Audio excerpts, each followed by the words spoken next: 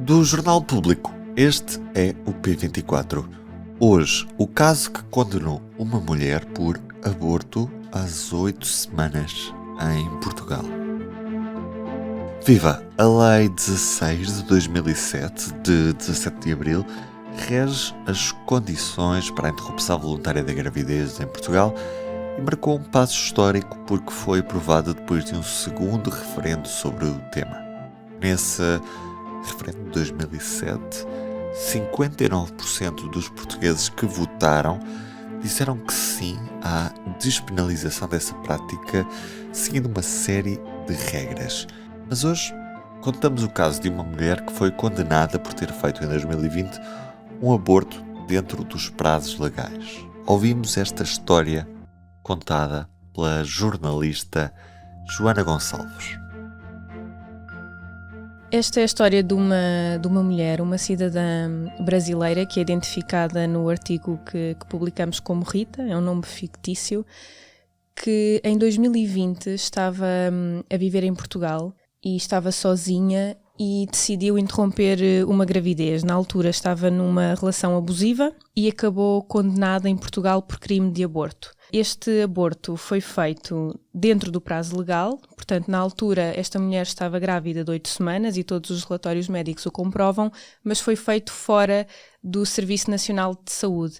Eu lembro que nesta altura, portanto, em abril de 2020, quando isto aconteceu, Portugal estava no início da pandemia, estávamos ainda a tentar perceber qual é que era a melhor forma de combater esta pandemia e as fronteiras, inclusivamente em Portugal, estavam fechadas, vigoravam fortes restrições ao tráfego aéreo, portanto nem sequer foi para esta mulher uma possibilidade de regressar ao Brasil e ela na altura vivia sozinha. Mas este, Joana, acaba por ser diferente por ter resultado na condenação desta mulher. Sim, este caso é diferente, por um lado, porque a interrupção voluntária da gravidez foi feita com o consentimento da mulher, portanto era uma vontade desta mulher, e por outro, porque foi feita dentro do prazo legal português, portanto dentro das 10 semanas. Por outro lado, esta mulher não recorreu ao Serviço Nacional de Saúde, e, portanto, foi isso que foi alegado no acórdão e na fundamentação da sentença, foi que por uma questão de cumprimento de algumas burocracias, se é que assim lhe podemos chamar, esta prática é então encarada como um crime. Havia aqui duas possibilidades: a ida desta mulher a julgamento, depois de ter sido já acusada pelo Ministério Público, ou então este processo podia ter sido suspenso provisoriamente. Mas o juiz que recebeu o processo inicialmente achou que a medida mais adequada seria levar esta mulher a julgamento e, portanto, foi isso que aconteceu. Ela teve que ir a tribunal, teve que depor em tribunal. Nós contactámos com esta mulher, que aqui identificamos como Rita, e aquilo que ela nos descreve é um processo que durou 2 anos, porque, na verdade, o aborto acontece em abril de 2020 e a condenação nos finais de 2022. Ou seja, esta mulher esteve mais de 2 anos à espera de uma sentença e neste período teve ataques de pânico, descreve vários ataques de episódios de ansiedade, porque não sabia ao certo o que é que lhe poderia acontecer. E o que é que ditou ao certo este julgamento, Joana? Esta mulher foi condenada a 10 meses de prisão, mas com pena suspensa. Ainda assim, aquilo que nos relata é um sentimento de medo, é uma pessoa que passa a maior parte do seu tempo sozinha em casa, porque até setembro, à altura em que se completa este período de pena suspensa, ela tem receio que possa acontecer alguma coisa, às vezes na rua, ou alguma multa, alguma coisa que possa comprometer o processo e que resulte numa prisão efetiva. Vamos conhecer outros dados, Joana, porque eu sei que também andastes a tentar tirar um retrato destas condenações em processos semelhantes. Para além do caso desta mulher, em 2020 foram registadas pelas autoridades policiais portuguesas 10 crimes de aborto, ou seja, no total foram 11. Também nos foram enviados dados pela Direção-Geral de Política de Justiça quanto às condenações, e o que sabemos é que entre 2007, portanto o ano em que foi alterada a lei, e 2021, estão registados 26 condenados, portanto 26 condenações. Este é o último ano que há registro e os dados mais recentes só teremos acesso a eles por volta de outubro deste ano. No entanto, o Ministério Público adiantou também que em 2022 foram instaurados 15 inquéritos pela eventual prática de crime de aborto.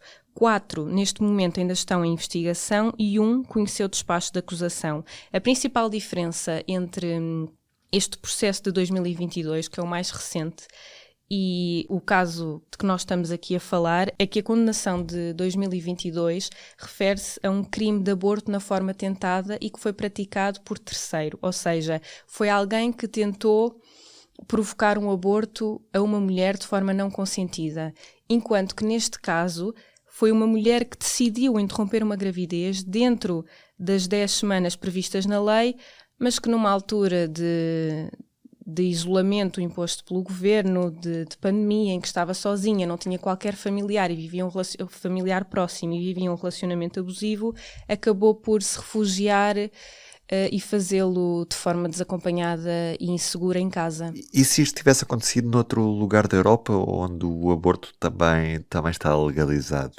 haveria condenação à mulher por não ter recorrido ao Serviço Nacional de Saúde local? A propósito dessa questão que colocas, eu conversei com a Procuradora da República, Helena Leitão, também especialista em Direito Internacional, que me esclareceu que tudo indica que em França, no Luxemburgo, na Suíça ou em Espanha, portanto no país vizinho, um caso como este não seria crime, ou seja, não seria sequer alvo de uma acusação.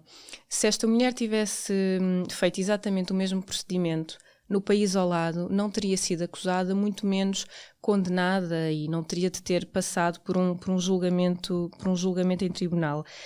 Em relação à lei espanhola, desde 2010 que é permitido interromper a gravidez sem consequências penais até a 14ª semana de gestação, e em Portugal o cenário não é bem este. O prazo legal é inferior, são 10 semanas, e é ainda preciso, a mulher precisa ainda de cumprir um conjunto de critérios legais, nomeadamente um período de reflexão de 3 dias, um documento que comprove o consentimento da mulher, portanto não basta ser consentido, é preciso um documento oficial que o comprove, e são ainda precisos 2 atestados do prazo de gravidez por 2 médicos diferentes.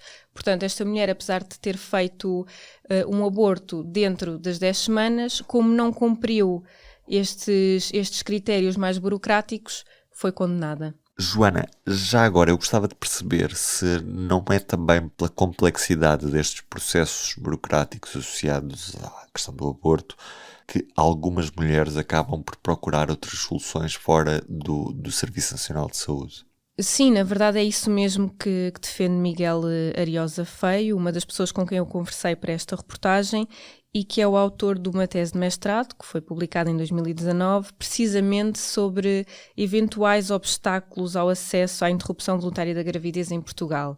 E o que ele me diz é que acredita que todos estes mecanismos de que falámos há pouco e que são, na visão deste investigador, estigmatizantes, acabam por criar tantos entraves ou tantos pequenos entraves no acesso a este direito que afastam as mulheres, ou algumas mulheres, sobretudo mulheres em situações mais desfavorecidas, do acesso pleno à saúde e, em último caso, podem colocá-las precisamente em situações de insegurança, como foi o caso da Rita, que acabam por optar por fazer um aborto desacompanhadas, sozinhas, e em casa. Ainda a propósito desta questão e ainda do estigma associado à lei do aborto e ao aborto, à interrupção voluntária da gravidez, também a Procuradora da República, Helena Leitão, com quem conversei, menciona que o enquadramento jurídico da interrupção voluntária da gravidez em Portugal não cumpre cabalmente as recomendações do Conselho da Europa.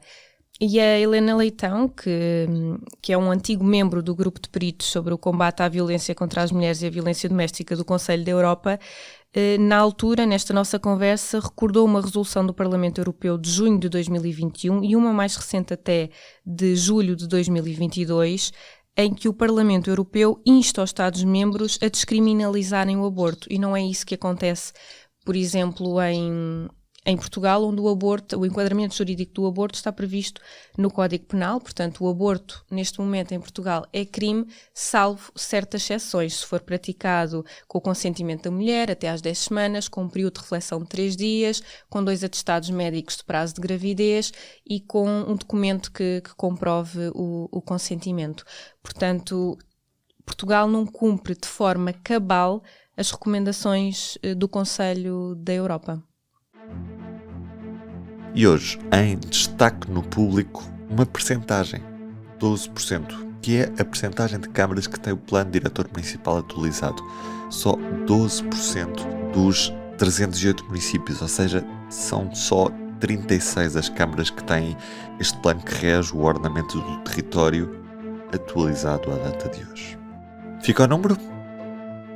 Num dia em que tivemos Joana Gonçalves como convidada, música original de Ana Marques Maia, como sempre, eu sou o Ruben Martins e este foi mais um P24. Até amanhã.